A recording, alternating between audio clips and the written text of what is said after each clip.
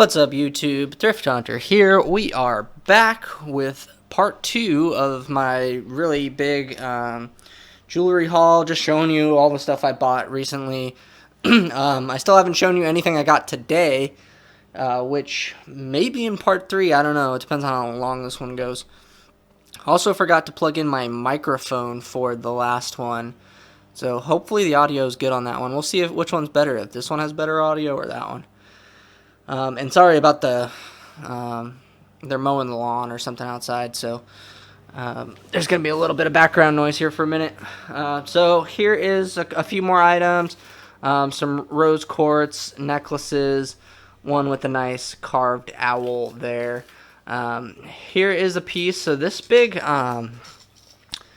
turquoise piece here is one that I was really excited when I bought it. That I thought would be just worth a fortune because it's huge, nice, beautiful turquoise pieces in it and everything. And I don't know, I might have started this out at like $400, and because that's what I had seen, a completed one, a very similar piece sold for $400. I think I've got this down now to maybe 150 or 160. I mean, I just think I can't really go lower on this piece because it's really big, heavy turquoise chunks, and it's like, you know, old and everything. So I thought this piece would sell right away, and I thought it was really nice. I think I paid $40, and I was like, oh, this is just such an amazing deal for this big turquoise piece. Turquoise usually sells really fast for me, but for whatever reason, this one's been a little bit harder to sell. So I'm okay with holding on to that. Like, I'm not going to take a really cheap price on that because I know how hard it is to find. A few more Hot Wheels red lines. This one's kind of a cheaper one, and this one's kind of a cheaper one that I bought at a sale. They had them priced really high, too, when I bought them. These were really cool, like sterling and turquoise, like dome screwback earrings. Still have those listed. Here's a coin silver pocket watch that's got some damage to it that I bought a while ago. Here is a Seiko automatic. Still runs, but it's not a very... Seiko's just unless you have a dive watch, it's not a very expensive watch. But that one was pretty cheap. Here is a Bakelite bracelet that I bought. It's got a really nice color to it. That hasn't sold. I don't know if I showed this one before or not. So some of this is, I forget which ones I've showed you and which ones I haven't. Here's two guilloche enamel cufflinks, and one of them is David Anderson. I believe it's this white and black one, and then this one is another designer, both Norwegian silver, and this was like $10 or something. I got a bunch of this Norwegian stuff for a really good deal.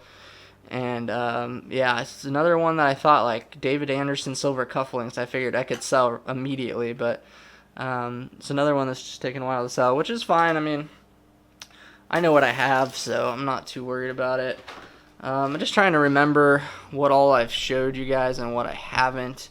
But some of this stuff should be pretty new. This is kind of some of my better pieces. So here's a really old 1920 silver Norwegian brooch that I ended up spending, I think, $40 on this one. I think they had it marked at like 60, and I was buying a bunch of other stuff. I was like, can we do 40?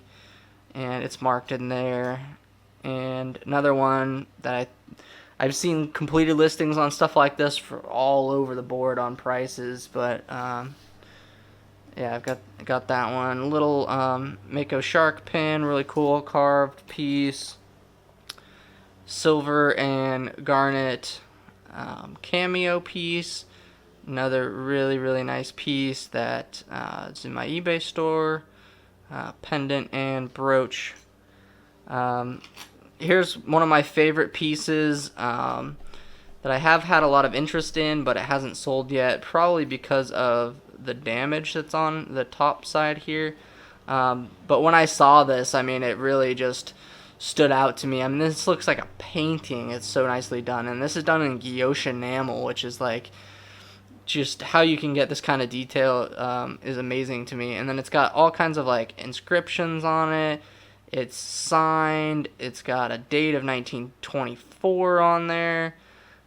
Beautiful, beautiful piece, but it's got a little bit of damage. And I saw prices on these again. I saw prices at like $500 for these, but I think I've got it at 200 or something like that, and I still haven't had any offers on it. So I don't know how much I paid for that. Maybe 20 bucks. Here's one this one's been my kind of my problem child for a little bit now. Is this giant sterling Hopi piece with a big turquoise pendant, and it's, I mean, massive, signed sterling. It's got an original price tag of $2,000 on it. I bought this at an estate sale, and they had it marked, I think, at $1,200, and I got them down to $900 on it. So I bought this for $900. I've got it listed right now for maybe $1,250. I started out a lot higher, but just need the cash back out of this piece. I mean, this was a lot of money. So, I'm really just trying to break even on this piece at this point. Even though I think it's incredible and I think it's worth the $2,000, but just because it's so massive. So this one's been sitting around in my store for a little bit. I'm not too worried. I'm okay to sit on it for a while, but yeah, I really would like to get this one sold so I can reinvest into some other things. I'll put that one back. There's just little silver marcasite pins in here. Same sale, I bought that big turquoise piece. I bought this Opal Pendant, and it's marked on the back there, and just really caught my eye because it's really, really pretty.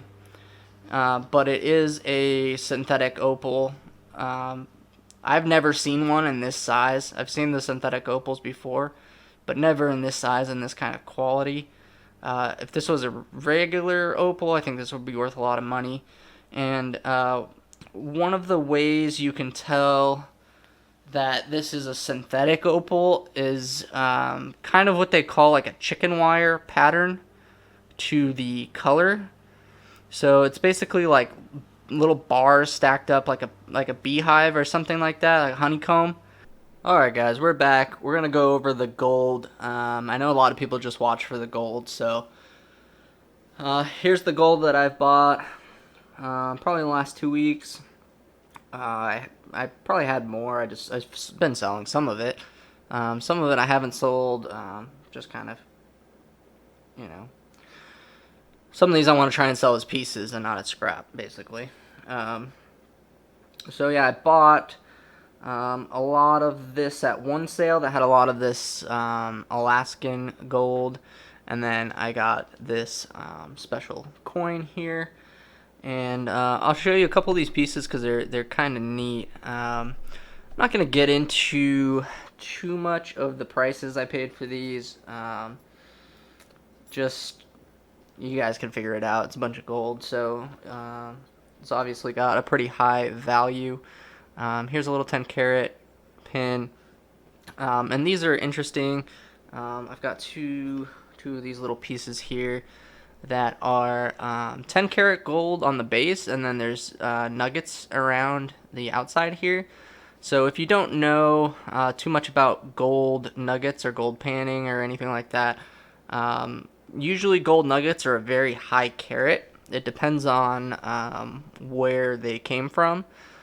These are Alaskan, so they're usually around 20 to 22 karat, almost pure gold. So these have little nuggets around the border that are 22 karat, so it makes it a little bit better. Just something to look out for, like if people are pricing stuff at scrap, and like say for instance like these I paid like a 10 karat price, or a little bit under a 10 karat price or whatever, a reasonable 10 karat price, that these actually have a tiny bit more value because of the nuggets on there. And here is a tie tack where it's the same thing. It's a very high carat gold. Nugget. And so I got, a little bit. I was still paying gold prices for a lot of this, but not. They weren't pricing it for as high of a carat as this is, because it is a little bit of a gamble. But these test as very, very high carat gold. And then here's my favorite piece here. This is a solid gold nugget, which doesn't look like a lot, but it's actually pretty heavy, solid chunk. So a lot of the times these are also deceiving in weight. The person who I bought these from did weigh everything and, gave me a little bit lower carat price than what they actually are. So I got a good deal on them, but they were by no means like really cheap.